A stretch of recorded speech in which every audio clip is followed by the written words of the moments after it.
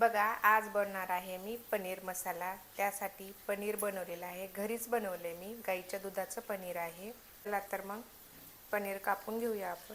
पनीर कापून झालेलं आहे बघा. पनीर मसाला बनवण्यासाठी मी इथं एक टमाटर घेतलेला आहे, 2 कांदे कापून घेतलेले आहेत, खोबरं घेतलेलं आहे कापून, काजू घेतलेले आहेत आणि बदाम घेतलेली आहे भिजून, आलं आणि लसूण.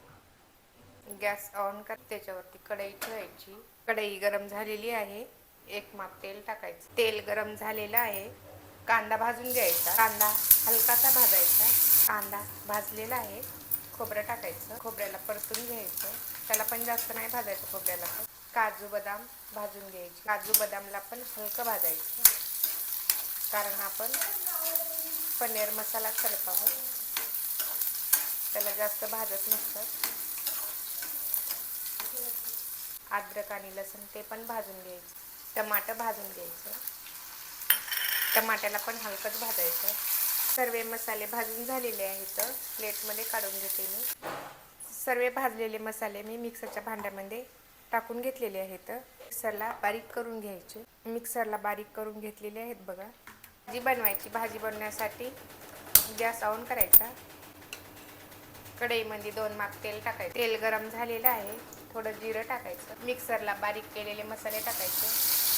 थोडी लसणाची पात टाकायची, परतून घ्यायचं.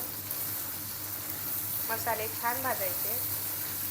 थोडं मीठ टाकायचं, हळद, परतून घ्यायचं. 1 चम्मच लाल तिखट, 1 चम्मच काळा मसाला, 1 चम्मच कांदा खोबऱ्याचं वाटण, परतून घ्यायचं. मसाल्याला छान भाजायचं तेल सुटेपर्यंत. मसाले भाजण्यासाठी थोडं पाणी टाकायचं. मसाले छान भाजलेले आहेत, पनीर टाकून घ्यायचं. पनीरला मिक्स करून घ्यायचं मसाल्यामध्ये. 2 मिनटं झाकण ठेवायचं. 2 मिनटं झालेली आहेत, बघू शकता पनीर मसाला बनवून तयार झालेला आहे. असेच व्हिडिओ पाहण्यासाठी माझ्या चॅनलला सबस्क्राईब करा, व्हिडिओला लाईक करा आणि कमेंट करून सांगा पनीर मसाला कसा झाला ते.